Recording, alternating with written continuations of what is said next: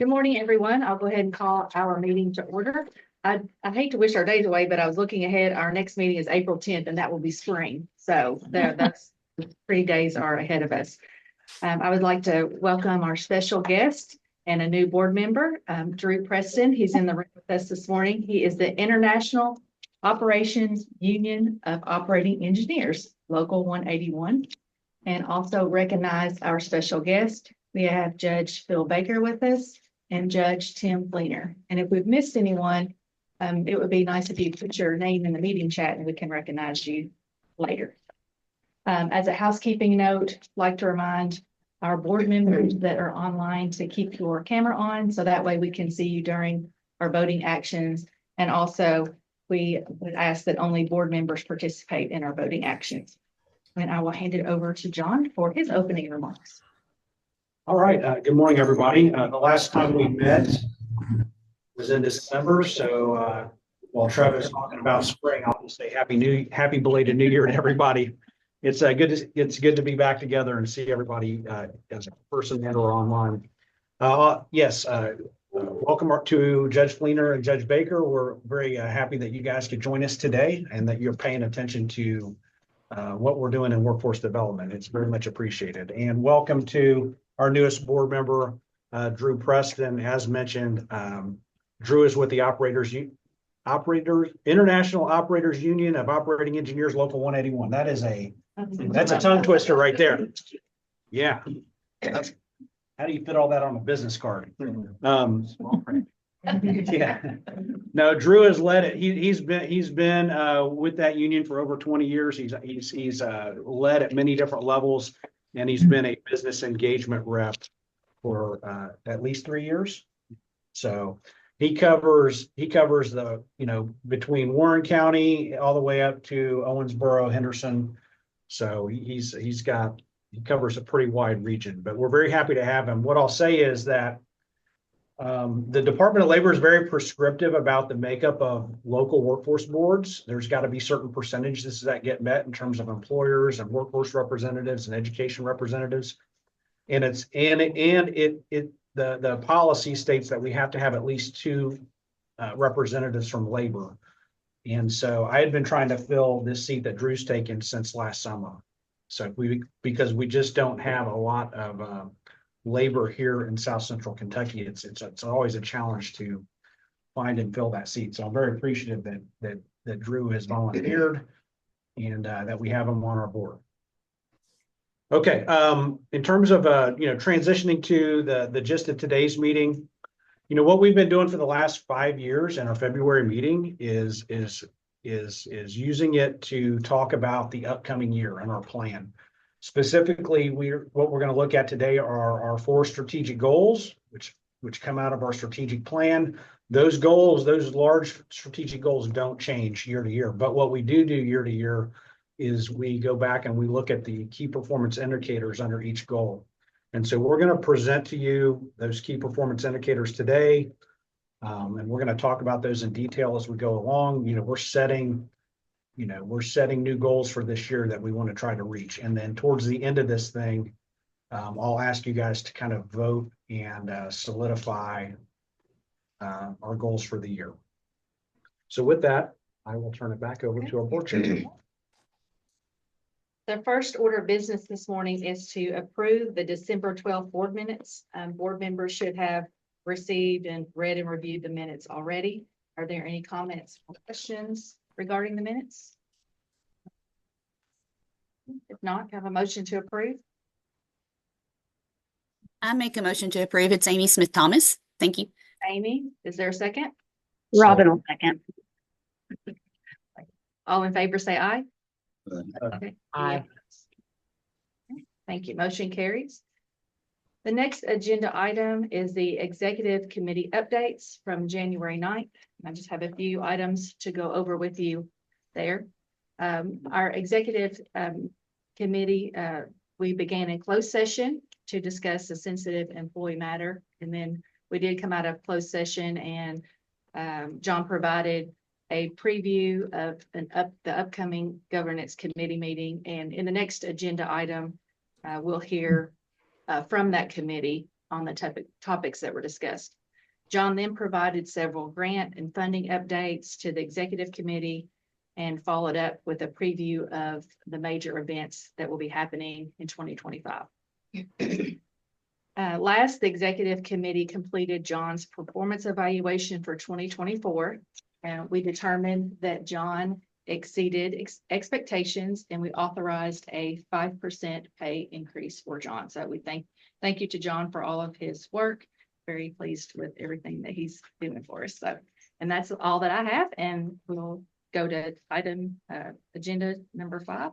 Back over to John. All right, thank you. Yeah, so I will lead this off and then I'll hand it off to Robin, who chaired our governance committee meeting back on January 21st. But the governance committee, we met earlier in January really to go over 2 things. First was a series of changes to our employee handbook. And the second was a new policy that we needed to put in place for a refugee training grant that we currently have. In terms of the policy, or in terms of the changes to the employee handbook, you can see it on your screen. There's a lot there. A majority of what we were changing were really just adding clarifying language to different parts of the employee handbook. And when we went through this process, we worked hand in hand with Regina Jackson, our legal counsel, to make sure that as we added clarifying language that we were doing so in a way that was legal in every respect. There were a couple areas where we made a couple of changes that I'll draw your attention to. The first was vacation accrual.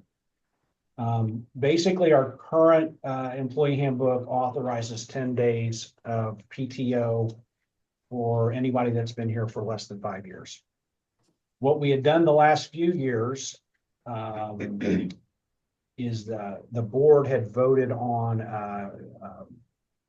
basically giving every employee 2 additional PTO days because we couldn't quite keep up with inflation in terms of performance raises. We were getting to about 3% performance raises that we could authorize, and so that happened in 22 and 23. I'm sorry, 23 and 24. And so the board over the last couple of years has been throwing in 2 additional days. And we basically just said, look, I went to the board and said, can we codify this and go from 10 to 12? And so that's what you see reflected there, is adding 2 additional days. The other change was in the bereavement section of the employee handbook. We have asked that 1 additional bereavement day be granted to anybody that must travel outside of 300 miles. So after going through this with the governance committee, the governance committee endorsed all the updates and changes to the employee handbook. If we go to the next slide, the next item at the governance committee was looking at a new policy. And again, this policy had to do with a refugee grant that we had received. Per the stipulations of the grant, we needed a policy in place to outline scholarship and training services. And so Brian put all that together. That was put together kind of in conjunction with Office of Refugee Resettlement Policy and Guidelines. It basically nests with higher level policy. Again, the governance committee looked at this and they endorsed draft policy 25001. And so the governance committee, when they meet, they don't, they basically look at and endorse, and they move it to the greater board for a final vote. And so, with that, I'll turn it over to Robin. Robin, if you want to, since you shared the meeting, if you want to add anything to this. Yeah, not much to add. I think that the refugee scholarship and training service policy was pretty cut and dry. We did have some really good detailed conversation with regards to the handbook changes. And so I feel really comfortable and confident in endorsing that the board consider approval of both of these. And so I guess with that being said, I'm going to make a motion that the board approve and implement the recommendations with regards to the handbook and the policy 25-001 refugee scholarship and training services policy. Thank you, Robin. Is there a second? Second. I'll second. I got Mike back here. All right. I have a motion by Robin and a second by Mike. All in favor, say aye. Aye. Okay. Any opposed? Motion carries. Thank you, Governance Committee. Okay, moving on to our next agenda item, mid-year review. Mid-year review of the WIOA contract. So our WIOA provider is Career Team. That is a company that we contract with. And to provide WIOA services in our Kentucky Career Center. And per that contract, we have to do a mid-year review every year. And so that has taken place. We typically get that started. The year starts July 1st, and so we get that mid-year review started and usually in December, and with the goal of getting it presented to you initially today. So in the mid-year review, that was sent out with the board materials, and what I'm going to do today is I'm going to show you what we've looked at in there, kind of where we're satisfied, and there's a couple of areas of improvement we want to see to the contract. But the idea is that we're going to look at it initially today, and then when we come back in April, provided some of the things that we've asked to be addressed get addressed, I'll then ask you guys to vote to renew the contract. I failed to mention the way the contract is structured. It's a one-year contract with option to renew every year. So every year we go through this process of doing a mid-year review in the winter. And then we'll vote to authorize approval and extension of the contract for one additional year. So that'll take place in April. So with that, let's get started. So really, we're going to look when we do this mid-year review. And what I'm going to show you is we're looking at 4 different areas: service delivery, quality assurance, staffing levels, and financial management. In terms of service delivery has been overall, it's been good. It's been very good, actually. But there are a couple of areas of improvement that I'm working with Matt on that I'd like to see. One is getting a customer experience feedback form in place. That's been drafted. It's just not being consistently utilized, and we've got to be more consistent in the utilization of that. Second is implementing a business services customer survey. That's been something we've been asking for a while, and we've got to get that off the ground, and we've got to get it together, and we've got to get it consistently used. And then lastly is it's that third bullet in the middle, staff and consistency at the Kentucky Career Center. Career Team, Matt and his team, they're a very small team, and what I'd applaud them on is they are out and about. They go meet customers where they are, but sometimes that is at the expense of having somebody physically at the Career Center in the middle of the day, and we've got to have consistent presence there. And so Matt's going to work on a plan a block schedule to make sure there's somebody consistently there. In terms of quality assurance, what I would say there is that has improved significantly throughout 2024. Little context there is Jessica really did a good job. She put together a scoring system for the career advisor, for the case managers back in 2023. And that was a lot of work. It's very thorough. We have scoring systems for adult enrollments, dislocated worker enrollments, youth enrollments, because they each have very different criteria.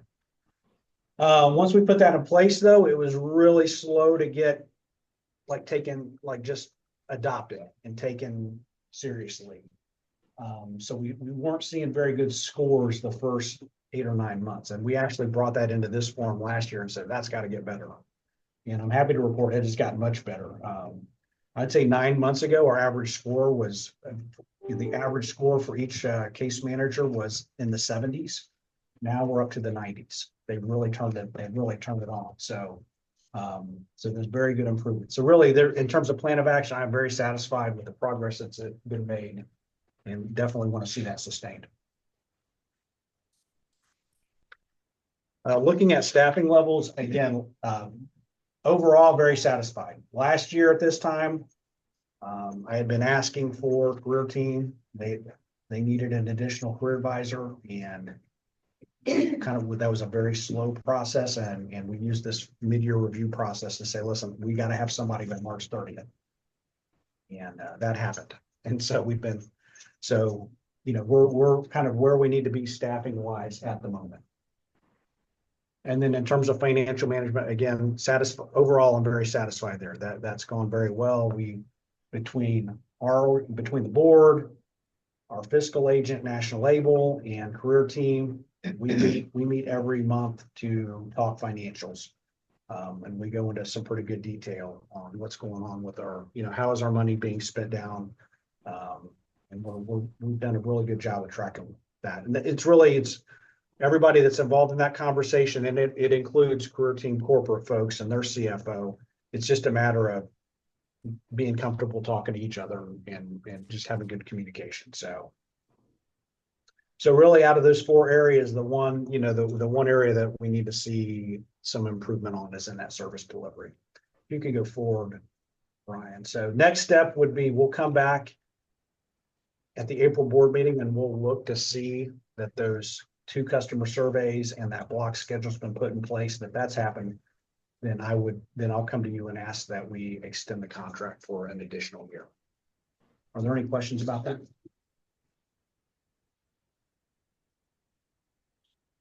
Okay.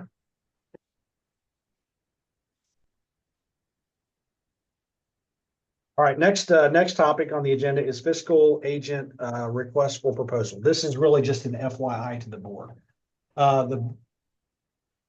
Just like we contract out WIOA services, we contract out our fiscal agent services. For those, forgive me if I'm a broken record, but the money that we have allocated by the Department of Labor, we don't hold that money. That money actually gets held at the state.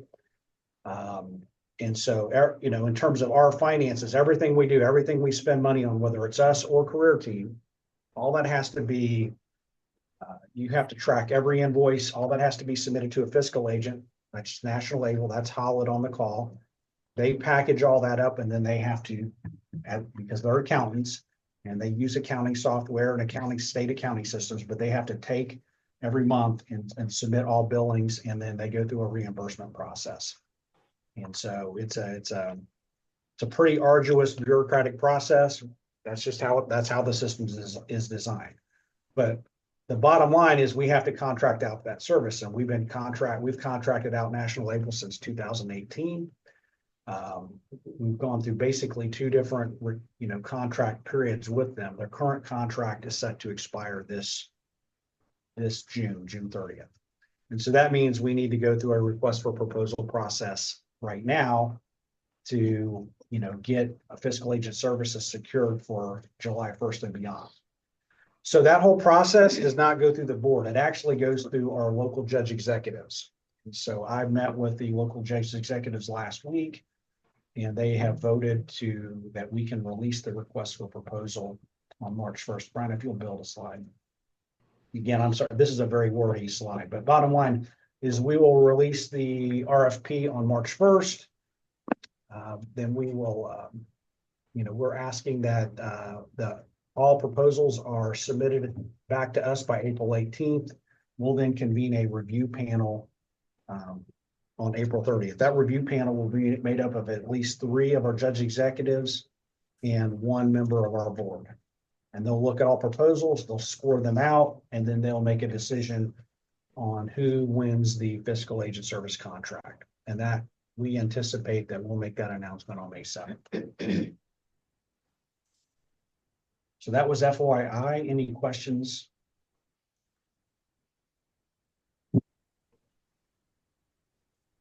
Okay, we'll go on to the next agenda item. Holland, over to you. Oh, thank you. Good morning. So we are presenting the financials for the period ended January 31st, which is the 7th month of our fiscal year. Our fiscal year starts in July and ends in June. And that ties with the contract we receive from the state.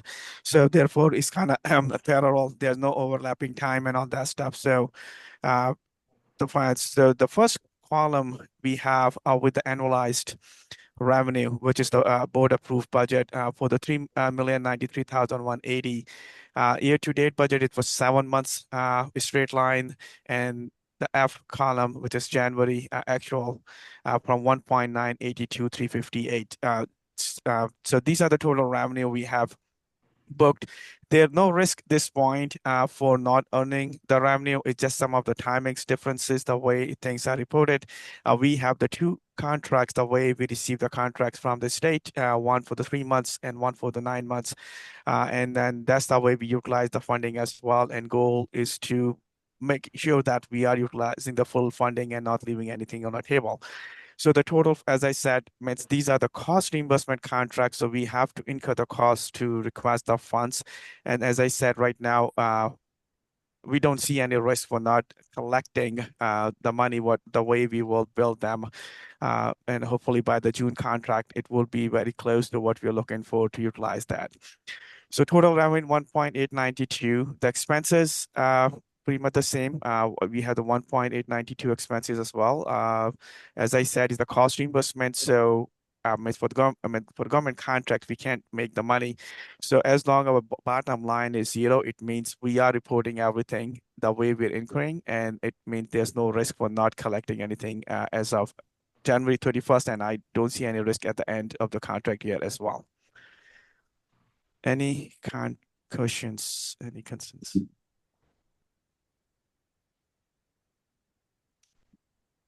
Clear as mud. Thank you, Holland. There's You're no welcome. questions regarding the financial report. Can I get a motion to approve?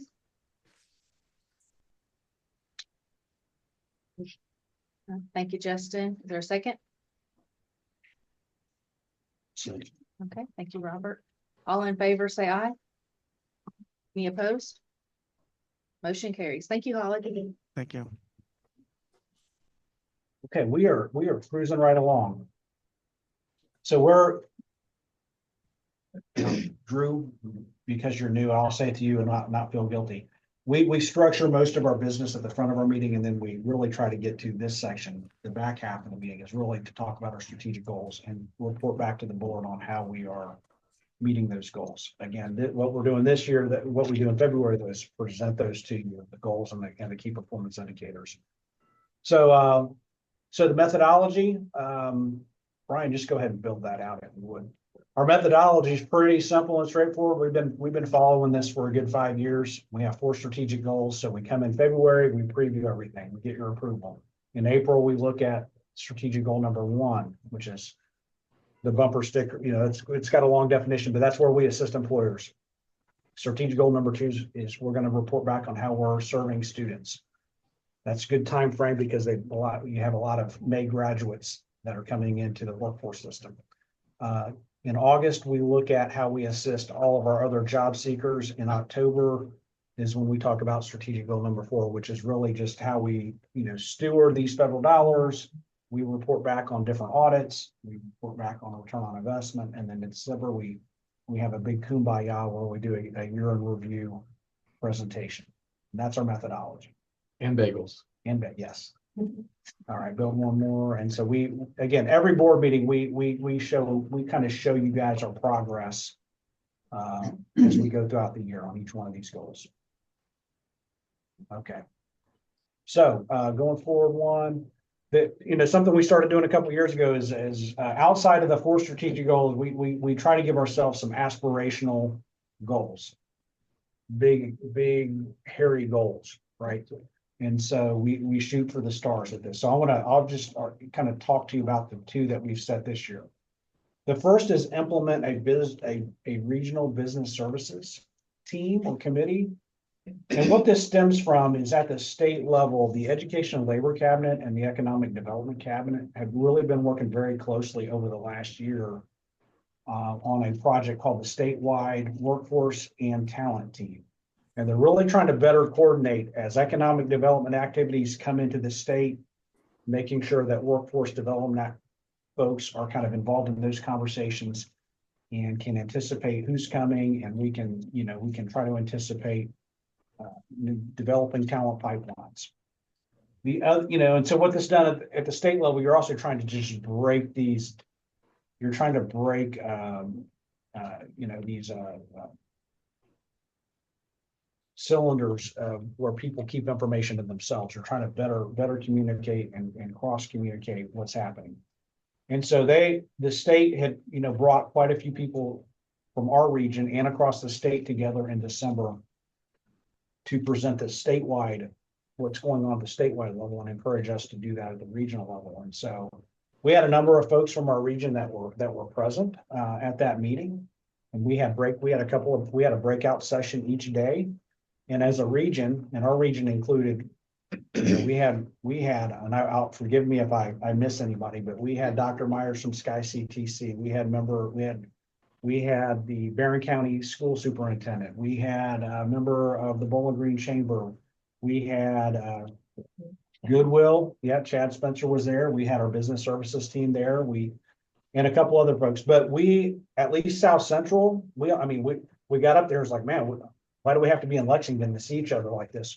But we all agreed, like, we have got to do the same thing in our region. So we basically came back and we met as a team again on January 15th.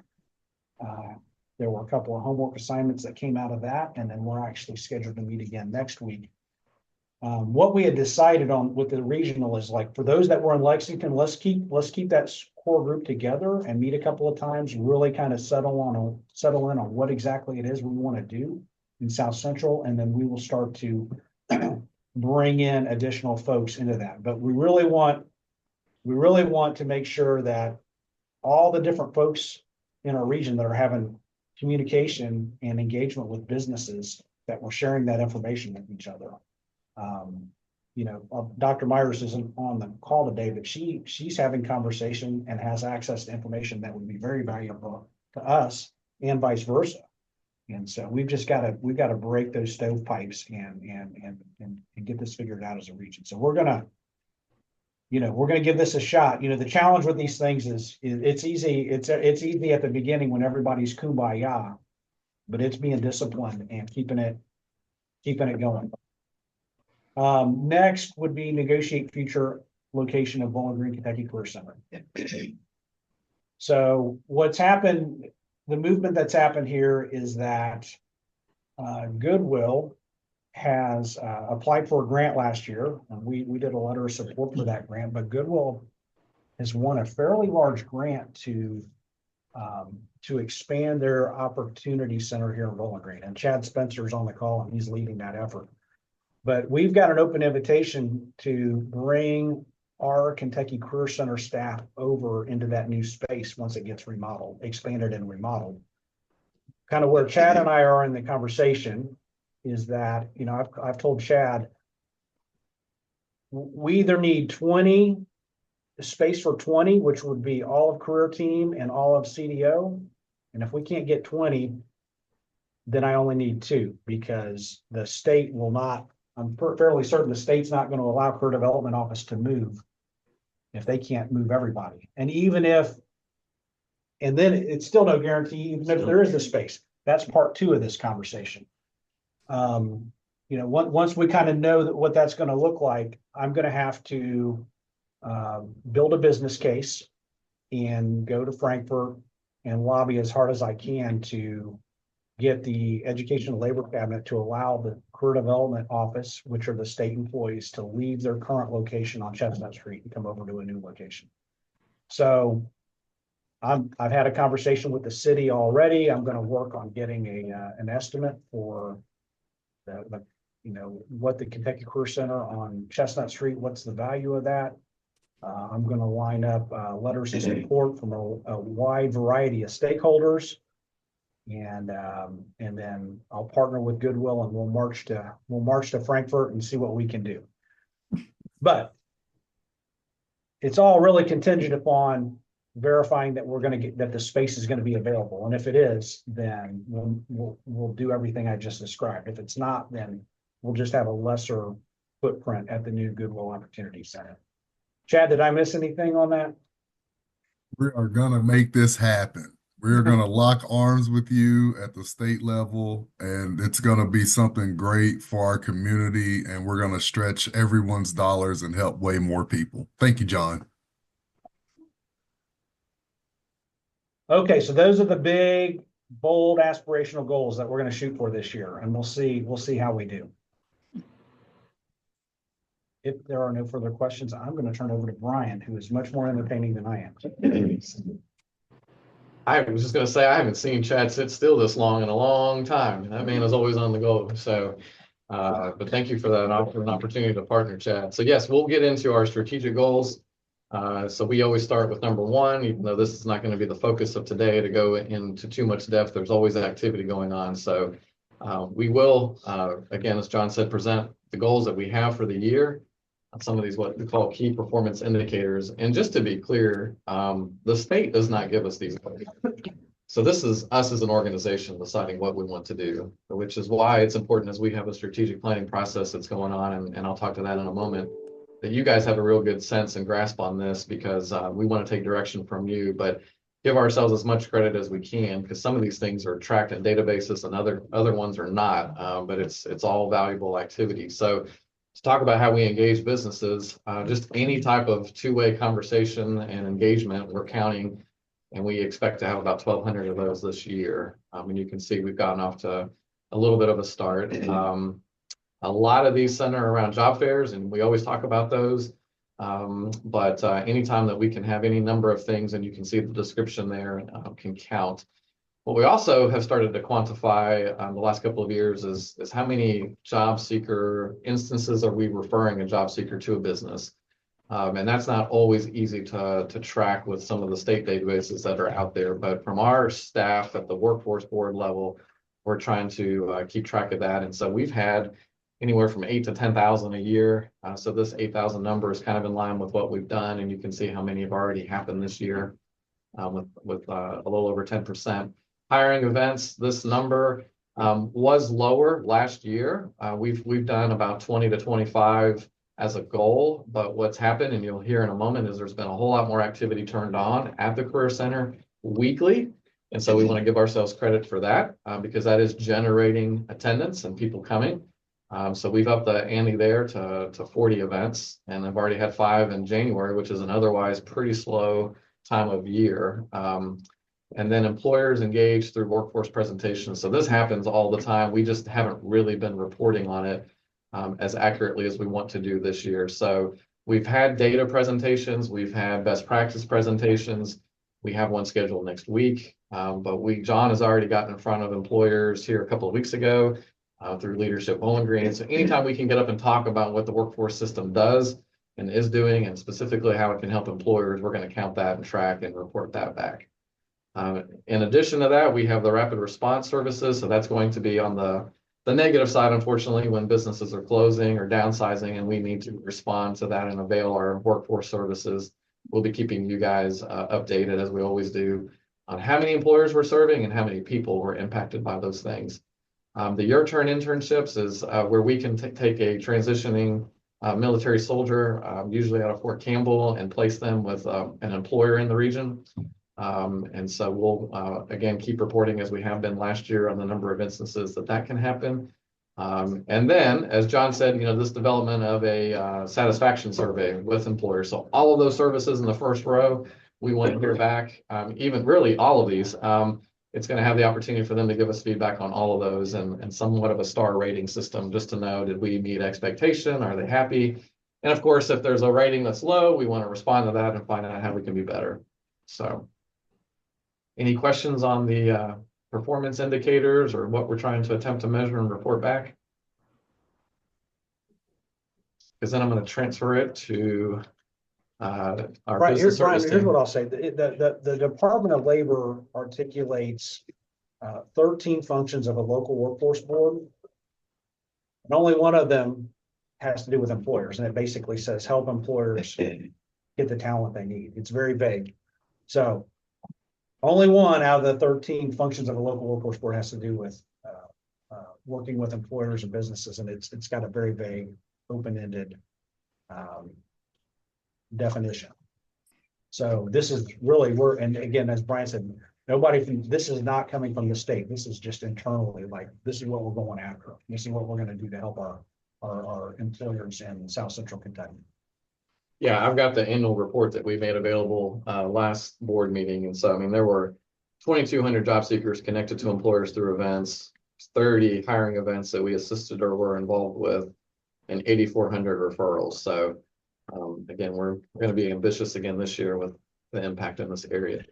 So, but I will turn it over to Bianca Wilson and Jake Brown, our business service representatives, on some updates going on with serving employers.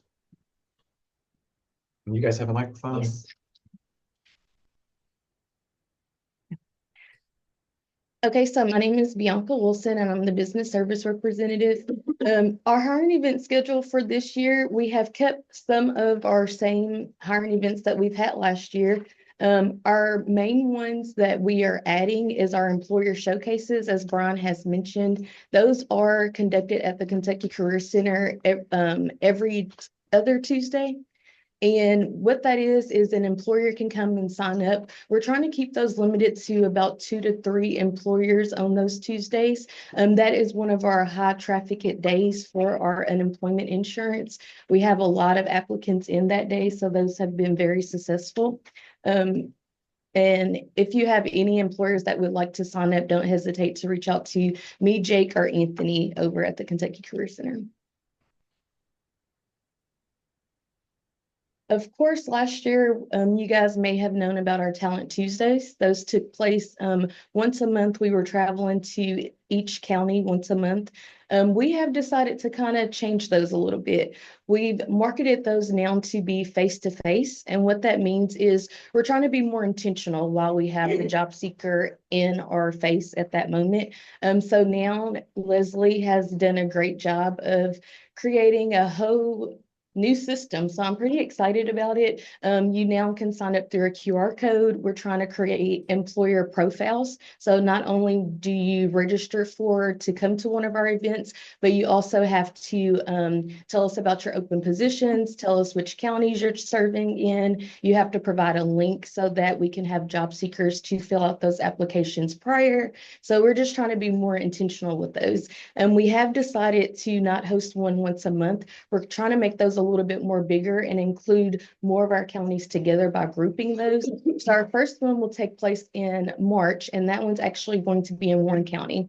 And we're pretty excited. That one's at the Curl Nicely Center. So that'll take place on March the 18th from 10 to 2. We have marketing going around right now, so you guys can get signed up for that if anybody is interested in that. For that first one, we're trying to target Warren County, Butler County, and Edmonson, Logan, and Allen. So just let us know if you would like to get signed up for any of those. And the other face-to-face events they're gonna move throughout the 10-county region. Yes, so we have hosts. They will not be in Warren County again after this one in March. Yes, so we have host sites of Butler County. That has always been one of our successful locations with Amy over at the adult ed facility. Another main one is our Barron County. That's our Hero Center. We typically like to partner with them. And then Simpson County is going to be towards the end of the year. And so, like I said, we'll just kind of group those other counties in with those counties. And then, of course, we're still set for our Ready, Set, Hire that will focus more on our youth population. And as always, we have our SCK launch that we will be assisting with as well. And we don't run SCK launch, we just support it by staff. But it's a big event. And then, of course, another big event in our community is our networking event, and that focus population will be our new Americans. And as we mentioned, the Hero Center, that main focus would be in Barron County as a partner for us. And we're kind of thinking about doing that in the mid-year. All right, Bianca brings you the good news. I'll bring you the bad. So as Brian mentioned, we do have a number of rapid responses happening in our region. right now. So we're dealing with 3 companies you see on the screen there. I know there's a new person in the room, and for all of you, this may be a refresher, but I did want to provide a basic overview of what rapid response is. So when a company is terminating at least 50 workers, they are required to submit a WARN notice to our state. And this is a statewide program, but I'll specifically focus on the 10 counties that we have here. So Bill Sandell works really well with us. He'll get that WARN notice passed down to us very quickly. We'll then read that WARN notice, determine what a point of contact would be from that company and how many workers are being terminated along with their date of termination.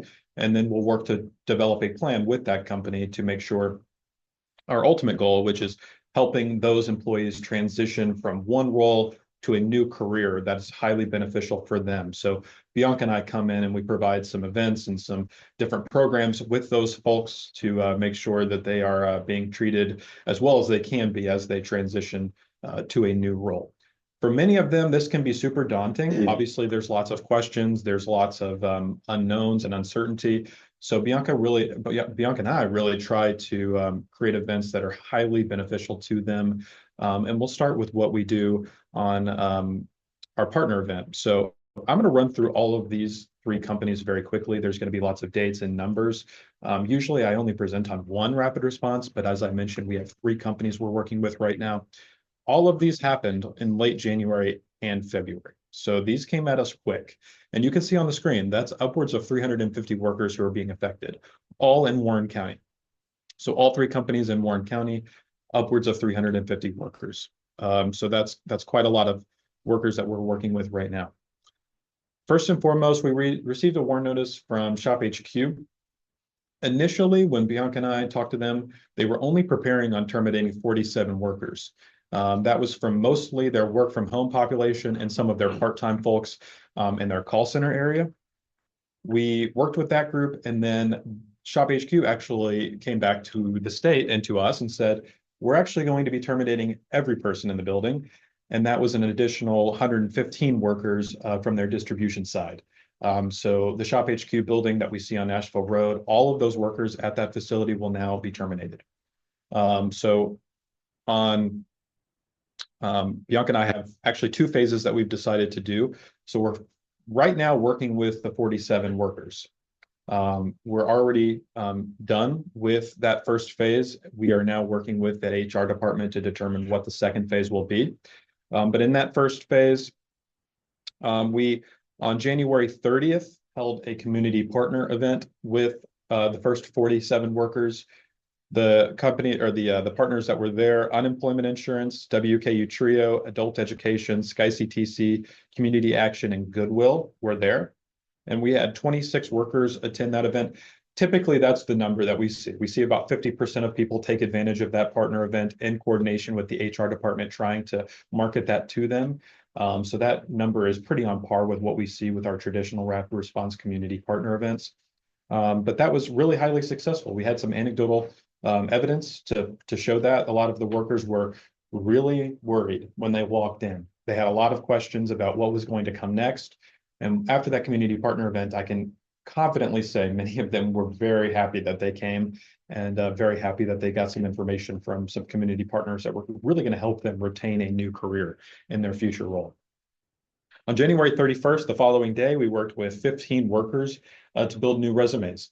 And we do that using our free Career Edge platform, which will help workers develop a new resume in really short time, a really short time frame. That's a free service, like I mentioned, and lots of companies really love taking advantage of that because when we walk in the building, they say, oh, we've hired someone to come in and do resume workshops with our workers. And then we inform them, we can do that for you for free. So they really appreciate that, and they always take advantage of it.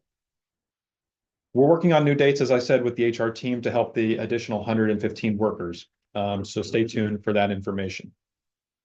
On Bando, they are terminating 65 workers from their facility on March 28th. For this one, it's a little bit easier to handle because those folks are receiving a week of severance for every year they've been there. Sometimes we don't see severance packages happen, so this is a good information for all of us to have. We received that WARN notice from Bill on January 17th, and we quickly worked with Daniel Gifford over at Bando to develop a plan. So on February 21st, we'll be hosting a partner event with all of the same partners that I mentioned earlier for Shop HQ. On February 26th, we'll host a resume workshop with those folks again using our free Career Edge platform. As Bianca mentioned, we're doing our face-to-face job fairs on March 18th. We typically bring in companies on site to these facilities to do an in-house job fair. When I brought up that we were doing a March 18th job fair very close to their building, they in fact wanted to take advantage of that. It was easier for the company, easier for us. And so Daniel's really excited for that March 18th event. He's going to find ways to get all of his employees over there. And Shop HQ has also received that information, and all of those workers who are being terminated are aware of the March 18th event and hopefully will attend that as well. All right, the final one that we just received on Tuesday was Jack Cooper. Many of you know Jack Cooper. They're a transportation company. They worked with Ford out of Louisville and lost that contract up there. So they're actually doing a rapid response with Kentucky Anna Works at the moment. They then tried to come to GM and restructure their contract with them. That did not go well. And so they decided to terminate the contract with GM as well, affecting 96 workers here locally. And so we are in the process of working with them, trying to get some dates and things set up. The difficulty with this one was that on the WARN notice, they said they terminated the workers on February 8th and then submitted the WARN notice on February 10th. So we're going to work with them as best we can to try to find these 96 people and make sure they get to the events that they need to get to. So those are the three events. I know I ran through that quickly, so if you have questions, please reach out to me after the meeting's over. We're happy to share our emails and contact information should you have more questions, and we'll try to present on these in April as we have more results. So the ones saving grace for those, the Jack Cooper employees, is that if the company lets them go right away, then they are legally supposed to pay them for 60 days. Right. That the WARN notice is supposed to be 60 days prior. If they get rid of them right away, then they have to pay them those 60 days. Right. So hopefully that is the case with these Jack Cooper folks. So they'll have some breathing room there. Yes. It's just much more difficult to serve if they've already been let go, and then you find out how do we get them back? I mean, they're not coming back to Jack Cooper Transport to come under the roof to be engaged by the folks that we organize. So, but we'll do our best to figure that out. Thank you, Jakes and Bianca. So I've got one quick question that might be on people's minds. I mean, do we know any reasons why Bando and Shop had to close? Consolidation of their operations for Bando. They have a facility out of Chicago. They said they were going to move that. Mm-hmm. Daniel did say the saving grace for this piece was, while he's letting go 65 people now, he hopes within a couple of years, they are going to keep the building. Mm-hmm. So he hopes within a couple of years, they can reestablish distribution facility and hire workers back, but that'll be a couple year process. With Shop HQ, we don't really know, to be honest. I think they mostly said in the WARN notice consolidating operations. Okay. Yeah, because hey, this is Rebecca. I have a quick question. Do you all think more of this is going to happen in terms of the reduction of their associates along this year? Not these three, but that more folks will be reducing their staff. Quick answer is yes. John, I think okay. Rebecca, I'm going to talk about this at the end. Was that Ron? This is John. I'm going to. Okay, John. Yeah, this is going to be something I touch on towards the end of this presentation. That's great. I appreciate it. Thanks. All right. So I've got a pop quiz for the room or the Zoom. Where can you find all of our hiring event information at? There's several correct answers here. Staff can't answer. LinkedIn. LinkedIn, okay. This is LinkedIn. Where else? Website. Staff can't answer. Anybody on Zoom? Call Jake and Bianca. What'd you say, Chad? Call Jake and Bianca. Call Jake and Bianca. Okay. How do you call them? Long distance. I've got them locked in my phone. Okay. So the answer also, in addition to LinkedIn, is yes, our website. So what is the website that we have? Anybody know our website.com? Oops, I gave away part of the answer. Come on, Joda, what is it? CWDB, isn't it? Justin said it. Justin said it. SouthCentralWorkforce.com. Yep. It's a little hard, right? Because sometimes people put Kentucky in our name, or you dash it, you dot it. I mean, it's just all one word, SouthCentralWorkforce.com. But Leslie keeps all this stuff updated on our website. There is a calendar of events. Many of you in the room and on Zoom have received invitations to the March event that Jake was mentioning, or the Ready Set Hire event that is happening for our graduating high school youth in the region. If you have not, please go to the website. You can also go to Facebook. Leslie has made recent posts on our Facebook page. So just look up SCKYWDB, I think is how it's the handle is. And so again, just want to make a plug for staying in the loop on that. Going to strategic goal number 2, where we try to attempt to align an integrated education for career pathways for job seekers of all ages. You can see again our display of information that we want to show and track throughout the year. So the number of events. We had been for a few years showing a difference between high school and college. And now since we have a funding agreement, I don't want to call it a grant, but funds from the General Assembly here in Kentucky coming to us and every workforce board in the state, we have effort to directly engage 16 to 24-year-olds. So we're just going to be calling them that from now on. So you can see we want to show by engagement events, numbers engaged, numbers receiving career services. Again, the fraction of these or proportion of these that are getting directly referred to employers. And then we have a big goal. It is one of the major goals of the funding arrangement is to try to get 250 otherwise unemployed 16 to 24-year-olds into the workforce. And so that's ambitious, and there's going to be a lot of spring and graduating high school activities and summer activities for that. But this is wide open again to outside of high school youth that are in this age range. And so other information we'll be reporting on is the success of this Ready, Set, Hire event. We do have 7 schools leaning in, saying they want to participate. 6 of those are returning. 1 is new from last year, was our first year doing it. We had 100 people coming to that last year, 100 students. We want to try to get more than that this year. So we'd love to see around 200 come to that.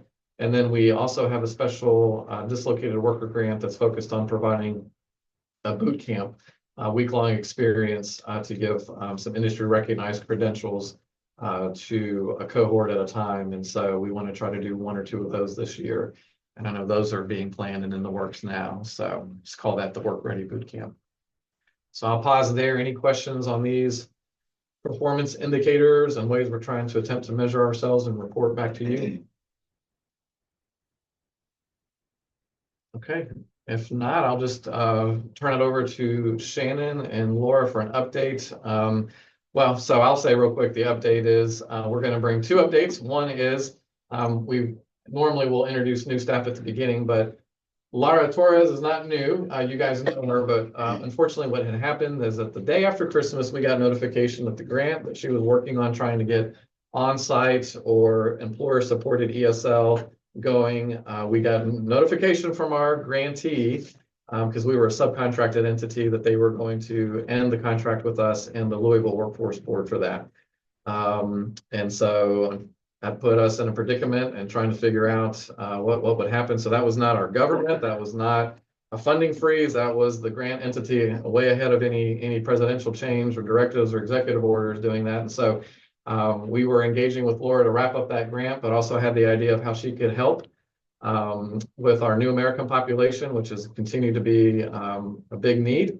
And also with these youth that we have a bit ambitious goal to serve and to get employed. So we do have another update related to that. Or Laura, do you want to say anything real quick before I turn it over to Shannon? I know you're joining from your office. Just want to say thank you for the opportunity, and I look forward with working with both groups. Thank you. All right. So I'll let Shannon talk about another exciting thing that we have going with our ways to engage youth. Okay, so we have been given some wonderful tools to go along with our youth program, our Putting Young Kentuckians to Work. We are trying to reach disengaged, unengaged, unemployed youth. And We all know that with this demographic, it is hard to get them onto a telephone call. So we have been provided with a platform, Text Us. It's been wonderful. It makes it so much easier to contact a lot of youth at once. They are more responsive via text, and it's been a big help. We've sent out several campaigns. We've gotten good results from that. And we look forward to, to utilizing that in the future, not only with the youth, but with some of our other populations. Okay. All right. So, and I know this wasn't necessarily a storytelling time, but I do have one short story, and it really kind of just underscores how this whole thing works. I know that back in the beginning, when we first announced this program, we had asked for a lot of support from a lot of the different community partners. And one story that highlights how that can work is in Barron County. I had a young man referred to me by the Putting Kentuckians First program. When he came to me, he had never had a job. He had never had a photo ID. He did not have a birth certificate. He did not have a phone. He had very few resources that would allow him to become employed. So we had some discretionary funding, and I was allowed to purchase my first burner phone for this young man. He got a lot of support from Adult Ed in Barron County, and we were able to send him to Goodwill. He went there on a volunteer basis just to see if they might take notice of him and maybe give him a job, because he had really tried a lot of other places. And I got in touch with Goodwill's mission integration person that Chad had introduced me to. She sent an email out to her career advisors. They looked for this young man on the premises the next day, found him, got him applied, and got him engaged in their system. And that is precisely where he needs to be. So it took a lot of hands-on, but everybody was so helpful and supportive. And I truly think that this young man's life definitely can change from this point on. I think that he's just where he needs to be. Excellent. All right. Well, for that. Let me make two comments. So in terms of the texting platform, I mean, it's been high adventure for a bunch of us Gen Xers trying to figure this out.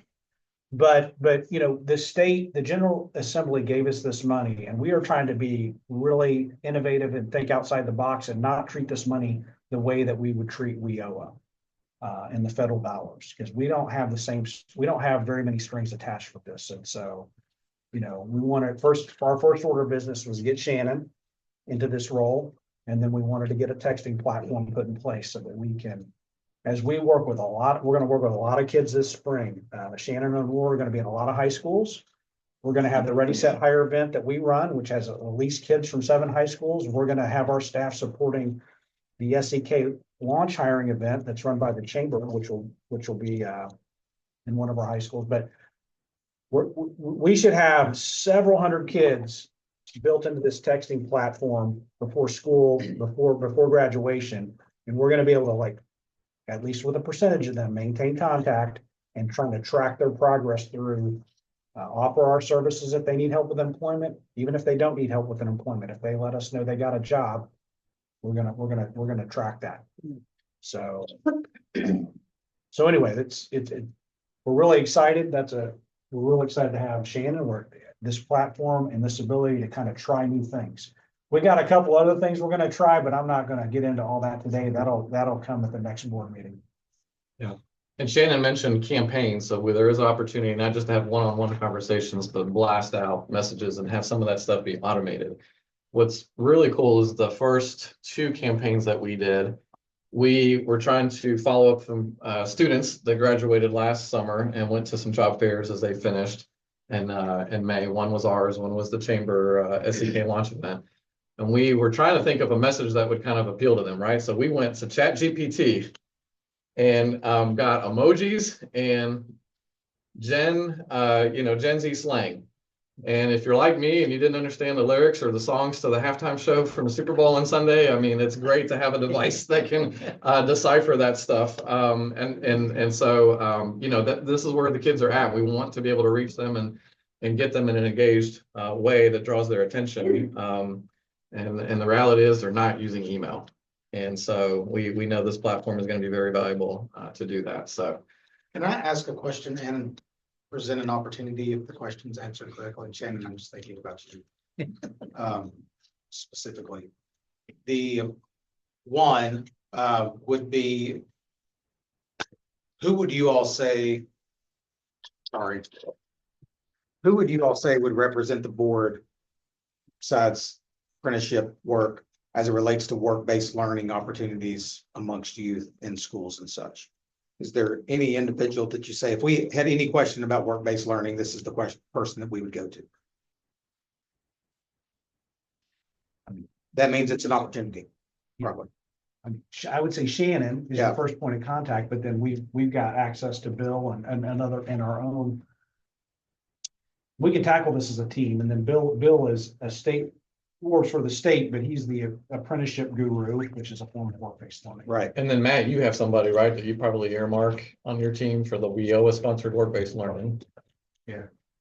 I'm thinking, Trevor and I being on Cape, we have an understanding the push for work-based learning that's taking place and will continue to take place in the future. Right now, specifically in Barron County, we've amped that up over the last 2 years. I have 170 students that leave during the school day and they go out and work. That's been the number one way to get these youth plugged in and stayed in. And it's not even remotely close to anything else that we could potentially do. So as far as it relates to an opportunity, if we're looking at a higher level of engagement, I would just tell you the one thing that I've seen that has brought the highest level of engagement is investing in work-based learning. Additional parts of opportunity inside that is work-based learn. In order to do that effectively, and I just speak from experience of having to build this out, you have to know the Kentucky Work-Based Learning Manual. Bill, you know that, and it's, Matt, you know it, it's almost 100 pages long. That has a lot of legislative things and everything else inside of it, which is almost impossible to memorize, even though I've tried. So you have to know the Kentucky Work-Based Learning Manual, which comes from the Kentucky Department of Education, and is approved by other entities as well. And you have to know essentially employer needs and wants and availability. So you have to know both worlds. The reason I think we don't do that incredibly effectively in our region or as schools is because it takes an expert that crosses both realms in order to do work-based learning well. So as far as opportunity goes, I'm thinking, is there a possibility of taking someone that exists or finding a grant to where the board itself could find the means to have an expert assist those in our region, specifically the high schools, in implementing a incredibly solid work-based learning program to get these students plugged in when they're 16, 17, and 18 for that sustainability down the road. Because to me, that's probably the grandest opportunity as far as young people engagement. So there's my statement, my question, and my opportunity. We can talk more about it later, but I had to throw it out there somewhere. Yeah, very, very intriguing idea. I'm taking some notes on that. Okay. Okay, thank you, yeah. All right, goal number 3, we don't have much to report on this other than the key performance indicators. So this is where we are focused on increasing workforce participation and doing that through our focus populations. And so we've got those each broken out, a little bit of activity in each one so far for the year. But again, just like what we're trying to track, excuse me, with Shannon and Laura's efforts, events, individuals engaged, number of individuals getting direct career services, those that are enrolled in training and internships and supportive services, and then direct referrals to those companies. And as we can find them, the known placements that result from all of that activity. Putting Kentuckians first, that's the column on the far right. That one is with Brittany Hippler, who's on the call and run a program out of adult education. That one is directly linking with our Kentucky Career Center for Wagner Pizer is what it's called, Employment Services.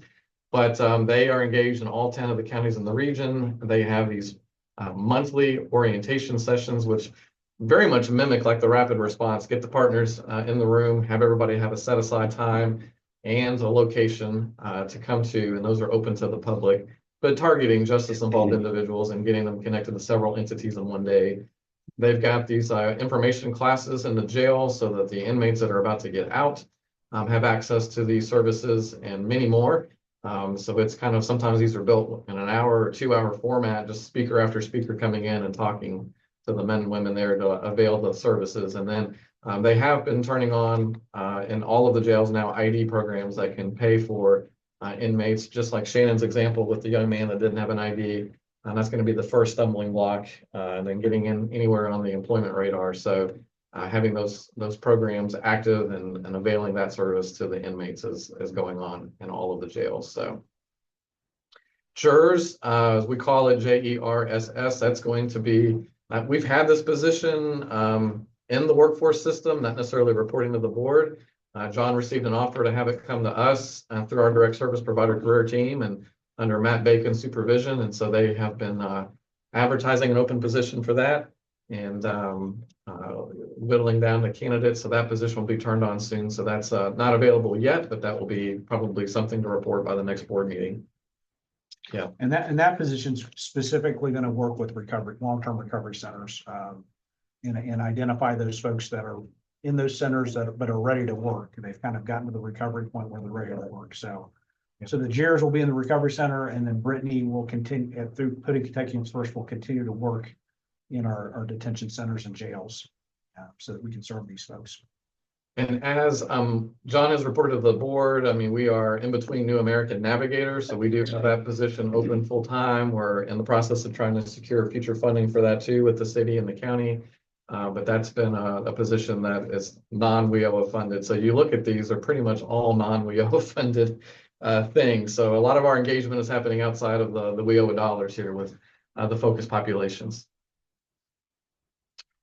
All right, again, not much to report on. Otherwise, on goal number 3, goal number 4 is again more of our ROI and our fund development opportunities. So I'll turn it back to John.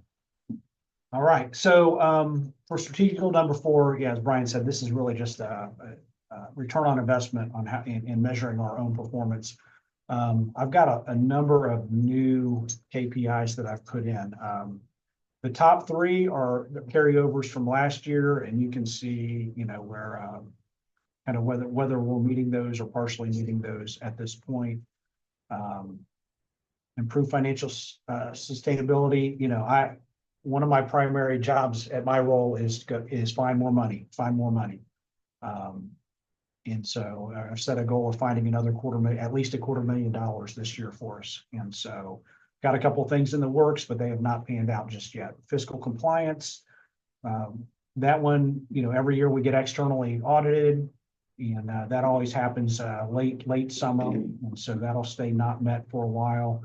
Programmatic compliance, this is a state monitoring that happens that usually starts in January, February, and that thing is well underway, and it'll actually be wrapped up here within the next couple of weeks. And we've already had an out brief call on it. We've done very well. There's a little bit of narrative that we've got to provide back to the state, but that one's going to come out really clean. Contract performance, that's the mid-year review that I've already talked about.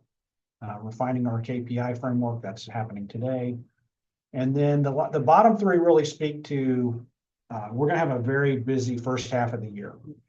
I've spoken to the fiscal service request for proposal, but every 4 years we have to update our local strategic plan, and we have to update our regional innovation plan. So Brian's taken lead on that, and everybody on this call or in the room has probably gotten an email or 7 from Brian inviting them to be a part of this planning process. But basically, between now and June 30th, we have got to update both of those plans. And really, we've got to put it out for public comment by around the first week of April. And so we're down to about 6 weeks to get this knocked out. The good news is we have a lot of it written. We're going to be there's going to be a series of meetings over the next couple of weeks to bring people in to see what's been drafted and to provide, look at it, provide comment, and help us tweak this thing and get it knocked out. But it's going to be, it's already been a heavy lift, and it's going to continue to be a heavy lift, but we're going to get it knocked out. Okay, let's go forward one. I think this is back to you, Brian. Yeah, so just to speak to the strategic plan process, and made a little graphic here. So the first part has already happened. A lot of you, could have been all of you that are joining here on the meeting, have participated in some form or fashion, as we make 3 different surveys, one for board members, one for frontline staff, and one for community partners. So we've been getting stakeholder feedback on what's working well, what are some ideas, what are our limitations, what's holding us back. I'm going to show board members, so you all's response here in a moment in the next slides. But the next thing, as John mentioned, is we have 4 planning sessions scheduled next week and 1 the following week, weather permitting. But we do have those in hybrid format. So I started to change the invite on one and realized it resent the invite to everybody because I didn't put the address in. But I do want to be clear, if you guys can join by Zoom, we'd love to have you, but we'd love to get people in the room. So we'll be running it with all this equipment so that you guys don't have to give up your whole half a day or full day. But these are 1.5 hour sessions. John and I, we presently have 4 goals. John and I have whittled it down to 5 that we want to propose in the new plan, because we do have to align with the state goals, and the state oversees several entities in addition to WIOA, right? So some of that is going to be hard for us to kind of get into, but we want to give ourselves a little bit different credit for things that we're involved in. And so serving job seekers, serving employers, but then there's a whole bunch of other project-based stuff in the middle. So we will be having by team, and you guys have made your selections as board members, which ones you want to be a part of. Staff are going to be included in that. We've reached out to some community partners. We've made personal invites to some. Others we've just said, hey, if you want to be a part of it. So we're hoping to have probably about 10 to 15 people per group, hopefully, that can participate. And as John said, we've got some goals drafted, so we'll be trying to get some feedback and ways that we can firm up those goals. But we have an opportunity through this process to talk about the labor market conditions and economic conditions that are going on. We can set these new primary goals and update the sub goals, but we can also update our in-demand industry sectors. And Josh Zazek, our workforce participation lead, quote unquote data guru guy, is looked at those labor market conditions and the in-demand industry sectors. So we'll probably have something to propose based on the demand here in South Central, but I know our state wants us to have a process where we start looking at that every year. And so we have an opportunity to go and align with their 5 big ones, but then we're allowed to have up to 2 other ones. And so we'll have a little discussion about that. And then, of course, as John mentioned, there's actually 2 plans we're developing. One's called the local plan and one's called the regional plan, which involves our coordinated efforts with the Cumberland's Workforce Board. So again, we hope to get, by the end of this month, the stakeholder feedback firmed up where we have a draft, present that to the LEOs, the local elected officials, your judge executives, and give them first dibs, and we'll give you guys dibs for feedback, and then we will give the public dibs for feedback and have all of that done by the end of April to submit.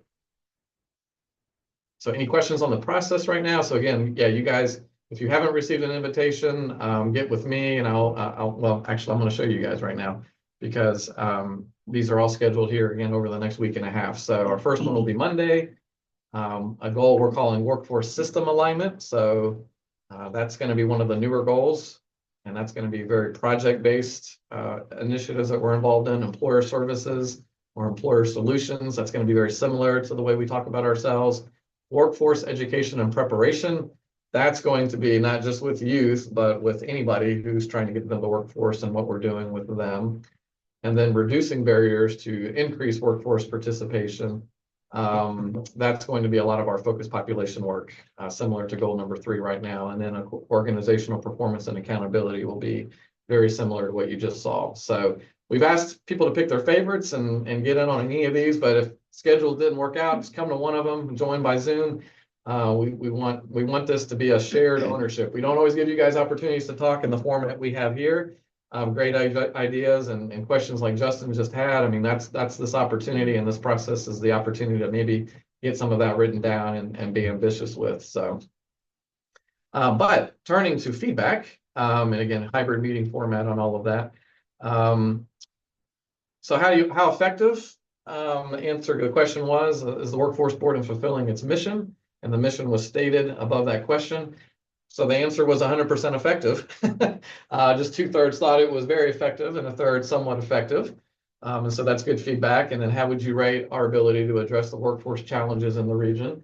Half rated that excellent, with the rest rating that good to fair. And then asking, okay, well, what are our barriers or challenges impacting our ability to achieve our goals? Limited funding. So we have been communicating a message, right? WIOA funding has been going down. John has had to try to go, and our organizations had to try to get other sources of funding. We have had some disaster funding grants that have actually supercharged our ability to do WIOA enrollments and activities. But I think you guys are also queuing in and noticing our lack of employer engagement. Now that could spin one way or the other. It could be that we're trying, we're not getting response, or we're not out there enough. And so we've gotten feedback kind of both directions on that. Insufficient workforce participation. This definitely impacts our ability to get people into the workforce when there's people that are opting out or not taking advantage of these services that are out there. And then disconnect between the training programs and employer needs. So we definitely, we can subsidize and pay sort of scholarship for people to go into trainings, but if trainings don't exist and those haven't been properly identified or turned on, I mean, what Justin's mentioning with work-based learning and those employer relationships, I mean, that's exactly what we're trying to do all the time, is build pipelines. But sometimes we're hearing training's not necessary for that. Other times, well, we need them to have more experience. Well, how do we solve for that? So that's all impacting our ability there. What improvements could enhance our impact on workforce development? The number one answer there: more alignment between the training programs and industry needs. And then stronger employer partnerships and engagement. And then following that is, expanded and enhanced outreach and marketing efforts. So, we often hear, well, we don't know about you, or people don't know about you. And truth is, we may not know about them. So we need those introductions to happen. We need, megaphones all over the place to let people know. We don't just want it for our sake. We want it to be good stewards of the federal and state dollars that we have. And then expanding our services to the underserved communities that you guys have answered. You want to see more of that. So this one's the last one that I'll show, and this is this was the rank. Where should we prioritize? There's a bunch of things we want to do, but what would you say is number one, number two, number three? Well, so number one, the clear winner was increasing employer engagement and partnerships. So again, we would not disagree with that. And then number two would be expanding those job training and apprenticeship programs. And again, we would not disagree. There was a tie between number three there: enhancing services for youth and underrepresented populations and improving our system efficiency and coordination. And then following that was, strengthening our data driven decision making and diversifying our funding and our financial growth. So I believe, yeah, that was the last of that. So what I will say in conclusion is just we can have a moment to pause here and allow you guys some feedback, but we just wanted to take the temperature with you guys. I mean, we had not really done a board survey. I've been here coming on 4 years. I can't think outside of just these meetings and the last strategic plan process 4 years ago, but we didn't do surveys. We wanted your direct feedback. Sometimes this is an education thing. I mean, if we have a partner who says, I don't know what y'all do. Okay, we need to make an introduction. We need to avail what we do. If somebody says, well, do you do work-based learning? Yes and no. Small little bit, but could it be better? Absolutely. So this is an opportunity again for us to have this discussion, kind of firm it up, and know that we got good feedback, but again, help give us direction these next 4 years and have you guys be able to hold us accountable. So again, looking for just an hour and a half of your time through these different meetings. Come to the ones that you can.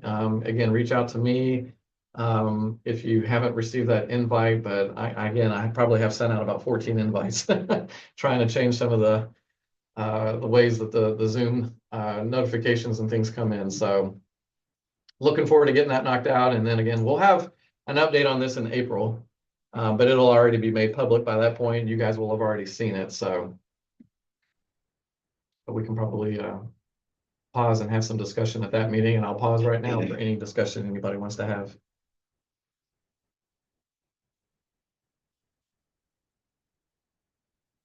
I appreciate that you sent out a survey like that. And I think it's good that you presented it. I've enjoyed seeing how other people have responded compared to how I did. Thank you for doing that. Yeah. What I'll say is, you guys know our strategic plan is a living document. So we talk about it every meeting. So this is not just where we do it and satisfy the state and put it on a bookshelf. All right, so just a segue to, I guess, an elephant in the room. You know, we're putting all this effort into rewriting our strategic plan, but what's hanging out there is that WIOA law has to be reauthorized. WIOA has been around since 2014. It was given basically a 10-year shelf life. And so it has got to be, it's got to be reauthorized, or it's got to be a new law. The previous Congress, the 118th Congress, I believe, they were really trying to get WIOA passed back in December. If you guys remember the news, there was a Congress was trying to get a big bill passed, and then it got basically went from a very large bill with a lot of money, and it got chopped down significantly. And part of what got chopped was the Reauthorization Act, which inside of that bill, it was called a Stronger Workforce Act, ASWA for short. Anyway, it didn't pass. And so we still don't have a reauthorization yet. Our funding goes through the end of June. This new Congress has got to get this done. What I would say is WIOA and workforce is not a red issue. It's not a blue issue. It's viewed fairly favorably by both political parties. But there's been a lot of executive orders and a lot of things coming out of Washington over the last few weeks. And so I'm not sure kind of where Congress is, where their head is on this. I know a couple of weeks ago, we had about 36 hours of excitement here when there was a temporary pause on federal funding. And, I was working with Holland, and I was on, kind of communicating back with the state. We weren't sure if we could make payroll for a few minutes. Well, we knew we could, but we were going to have to fund it out of our own coffers instead of going through a reimbursement process. That's not really a preferred way to do it. But anyway, that temporary pause got undone, rescinded, but it really sent some shockwaves through the workforce system. I'll say that. And so anyway, this new Congress has got to reauthorize something in the next 4.5 months. And what I can say confidently, when the new law passes, there are going to be changes to WIOA as we know it. There's going to be several sections that probably are major changes, and we won't know what that is until it comes out.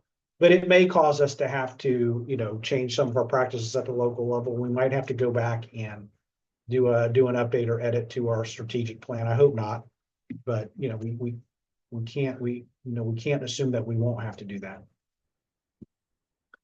My personal speculation is that, if you're watching the news, it's Doge this, Doge that, Doge this, Doge that, Department of Government Efficiency. I mean, there's one party's doing a lot of hand wringing and the other party's doing a lot of cheerleading. My guess is that that Doge committee is going to make its way to Department of Labor at some point, and there'll be some recommendations. And Congress is probably not going to do much until they see what kind of recommendations come out of that exercise. Again, that's just 100% my speculation. I have nobody has told me that. I don't have it on any other authority than my own intuition. Some other things, and Rebecca, to get back to the question you asked during the rapid response conversation. Other things that I'm trying to pay attention to, that we're trying to pay attention to. Obviously, there's been announcements of tariffs over the last couple of days. particularly on steel and aluminum. We have a lot of aluminum manufacturing in South Central Kentucky. Just in general, manufacturing makes up 20% of the economy in South Central Kentucky. Nationally, it's about 10%, but in this area, it's 20%. So our tariffs, whether on aluminum, steel, or anything else, how does that affect production? Are we going to see more layoffs? I don't know. It depends on how long these things go on, I suspect. And then the other impact that we're trying to really pay close attention to is, there's obviously renewed enforcement of our immigration laws. And, we're trying to understand what impact that may have on our local New American population. We've done a lot of work with New Americans over the last couple of years, but by and large, I mean, well over, my feel is like 97, 98% of the people that came through here were refugees that had work authorization status. And it's like, okay, if you got work authorization status and you want to work, and I got all these companies that need employees, then we're going to try to make that connection. We have seen a little bit of a chilling effect on this, though. I mean, we through people we know or through the grapevine. I mean, we know some New Americans that have dropped out of training programs. We know some New Americans that have taken their kids out of school, even though they're here illegally, and they have work authorization and they have refugee status. There's a lot of misinformation out there, and there's been a chilling effect, and so we're trying to keep our finger on the pulse of what that looks like and how does it impact our operations. Obviously, right now we don't have a dedicated New American navigator, so our fingers have come off our hands have come off the wheel a little bit, and hopefully we'll get that new position in place soon, and we'll get much more re-engaged with this community and get a better feel for what's happening. Brian, do you want to add anything to that last comment?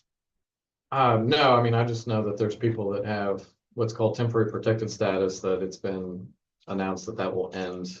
And there's two waves that mostly affects Venezuelans, that they'll either lose it in April, it'll expire, or in September. And so I know probably a dozen people that are going to be impacted by that, that are working right now or planning to work. So I don't know about the Cubans, or some of that's been a big bulk that we've helped and served. So it's very unknown as far as what's going to be taken away.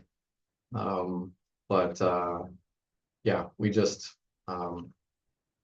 we have plenty of other people here that have been here for a while that we want to help and get them a job upgrade, or if they're in between jobs to assist. So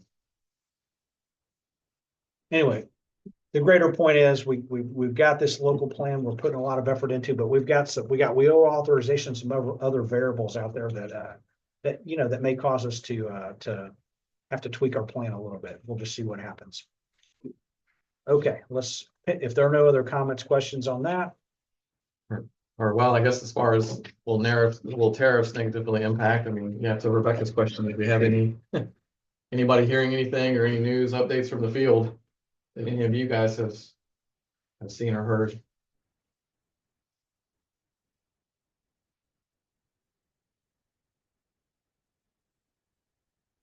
Okay, probably everybody's too early to know. Yeah. So, all right, we're going to get this thing across the finish line. Okay, so as I mentioned at the beginning, we came in today to show you our 2025 key performance indicators.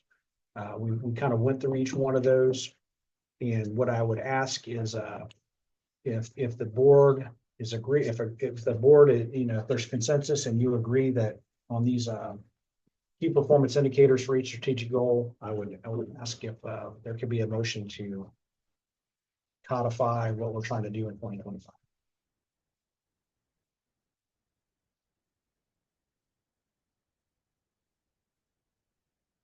I'll make a motion that the Workforce Development Board approve the 2025 key performance indicators as presented for strategic goals 1 through 4. This is Joda. I'll second. Joda. Okay, thank you, Joda. All right, any questions? All in favor say aye. Aye. Any opposed? Motion carries. Thank you. Okay. So if I could, Dr. Myers, are you on? I am. Okay, we had not gotten to your announcement and I was prepared to do it, but since you're on, would you like to make the announcement? Sure. So I sent out an email to John. I think I copied Deronda.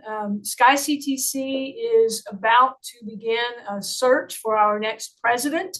So many of you know Dr. Neal has gone to our system office as the acting executive vice president and provost. So he is there. So on February 20th, which is a week from today, from 2:30 to 3:30, Dr. Ryan Quarles, who is our Kentucky Community Technical College president, and representatives of the executive search firm will be on campus. And they are holding a public, open community forum for anyone who would like to come and provide input on what someone might look for in our next president. So I sent that to John and thought this might be a great opportunity to get out to some key leaders in our community and say we would welcome your input, your insights. So essentially, as I understand it, the search committee will then, or not the search committee, but the search firm will take that and they will develop a job posting, which will be out, who knows when that might be, but just want to extend that opportunity. And I think John has some information he can share, or I also sent a link which came out of our KCTCS newsletter and give you some more information about it, but it's on our main campus. It's in building F in our conference room. And that again is from 2:30 to 3:30 on February the 20th. So John, thank you for the opportunity to share that. And Dr. Myers, I'll forward that out to all the board members after this. Okay, great. Thank you so much. Any other public comment, discussion, complaints? It's not common.